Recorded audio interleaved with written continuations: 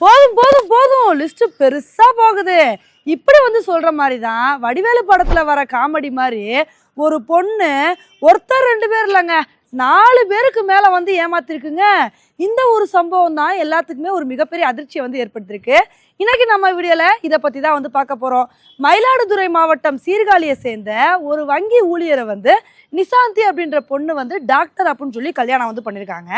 இவங்களோட திருமணம் வந்து ஜனவரி 20ஆம் தேதி வந்து நடந்திருக்கு. இவங்களோட திருமணம் வந்து கொஞ்சம் ஆடம்பரமாகவே நடந்திருக்கு. ஃப்ளக்ஸ் பேனர்லாம் வந்து வச்சு பயங்கரமாக மேரேஜாக கோலாகலமாக வந்து நடத்திருக்காங்க. ஆனால் அதில் தாங்க பெரிய சிக்கல் வந்து ஏற்பட்டிருக்கு. இந்த பேனரை பார்த்து ஒருத்தர் வந்து புகார் கொடுத்தாரு. என்னப்பா இது, இந்த பொண்ணு தான் ஆல்ரெடி மீரா அப்படின்ற பேரில் என்னையா கல்யாணம் பண்ணுச்சு, இப்போ என்ன புதுசாக இப்போ திரும்ப வேற கல்யாணம் பண்ணியிருக்க அப்படின்னு ஒருத்தர் வந்து இது மாதிரி புகார் கொடுக்க வந்து ஆரம்பிச்சிட்டாருங்க. அதுக்கப்புறம் இந்த பொண்ணை பற்றி விசாரிக்கும் போது தான் வந்து தெரியுது, இந்த பொண்ணு அது மாதிரி ஒருத்தரை மட்டும் இல்லை, கிட்டத்தட்ட 4 பேர்த்துக்கு மேலே வந்து ஏமாத்திருக்குங்க. இந்த பொண்ணுக்கு வந்து ஃபர்ஸ்டே வந்து கல்யாணம் வந்து ஆயிருக்கு. ஆனால் அவரோட கணவர் வந்து இறந்து போயிட்டாரு. இவங்களுக்கு வந்து 2 குழந்தைங்க வந்து இருந்திருக்கு. இதில் வந்து ஒரு குழந்தைய கணவர் குடும்பத்துக்கிட்ட வந்து கொடுத்துட்டு ஒரு குழந்தைய இவங்க எடுத்து போய் வந்து வளர்த்துருக்காங்க. அப்போ அந்த சமயத்தில் வந்து பார்த்தீங்கன்னா 2017ல் ஒரு பெயிண்டரை வந்து கல்யாணம் வந்து பண்ணியிருக்காங்க. அதுக்கப்புறம் அவங்கள விட்டும் பிரிஞ்சு போய் 2021ல் ஒருத்தரை வந்து கல்யாணம் பண்ணியிருக்காங்க. அதுக்கப்புறம் இன்னொருத்தவங்களை கல்யாணம் பண்ணியிருக்காங்க.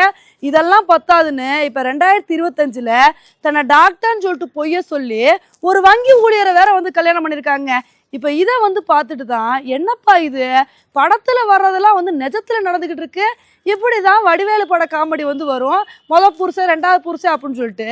இதை பாருங்க, நிஜத்திலே இந்த மாதிரி நடந்திருக்கேப்பா, இனிமேல் பசங்கள்லாம் உஷாராக தான் இருக்கணும் போல அப்படின்னு இது மாதிரி அந்த மீமை போட்டு பயங்கரமா கிண்டல் பண்ணிட்டு வந்துட்டு இருக்காங்க.